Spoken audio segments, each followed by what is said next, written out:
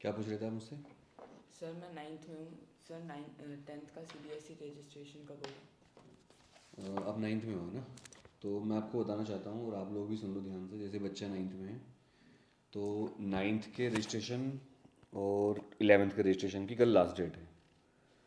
तो 9th और 11th के बच्चे ध्यान रखिए कि कल लास्ट डेट है रजिस्ट्रेशन की आपके। तो अगर आपके स्कूल ने आपका डेटा अभी तक नहीं भेजा है तो अपने स्कूल से पूछ लो। आपका रजिस्ट्रेशन नहीं हुआ अब तक ना, तो एक बार पता कर, मतलब कल सारा डेटा।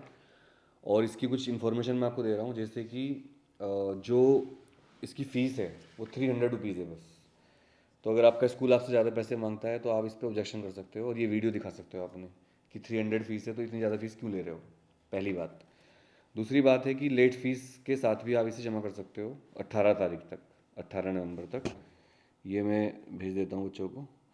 तो लेट फीस है 2300 रुपये। सोचो, 300 रुपये फ़ीस है इसकी और 2300 रुपये लेट फीस देनी पड़ेगी।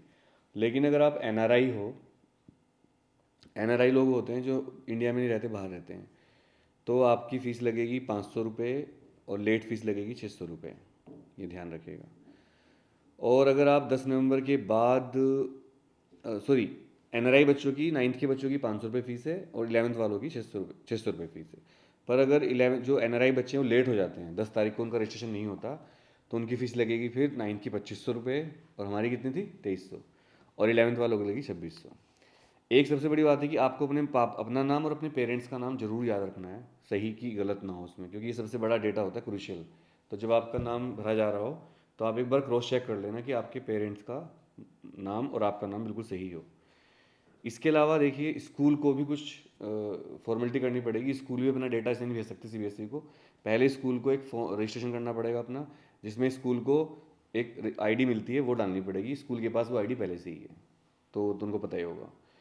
और इसके अलावा उनका एफिलेशन नंबर जो होता है वही ID होती है एक्चुअल में ज़्यादातर। तो एफिलेशन नंबर ही ID होती है, कोई अगर अलग से ID दी है CBSE में वो भरनी पड़ेगी। हर स्कूल को ये ID पहले से ही दी गई है।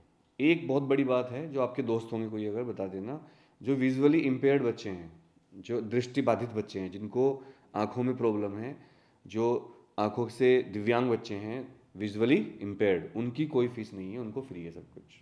तो ये भी बहुत बड़ी बात है। और अगर आपने एक बार सब्जेक्ट भर दिया 9th में जो, और 11th में, फिर वो 12th में चेंज नहीं होगा, except CWSN students. CWSN students क्या हैं ये आप कमेंट करके बताइएगा मुझे। तो बस ये ध्यान रखना है, रजिस्ट्रेशन के बाद फिर कोई सब्जेक्ट आपका चेंज नहीं होगा। इस साल मेरे एक स्टूडेंट के साथ बहुत बड़ी दिक्कत हुई है कि उसने पहले तो ले ली बायो 11th में, शुरू में रजिस्ट्रेशन भी हो गया उसका, फिर उसको लगा उसे मैथ्स लेनी चाहिए, उसे JEE करना है, तो इस KV की बात है, तो स्कूल ने मना कर दिया और KV से उसको छोड़ना पड़ा बीच में ही।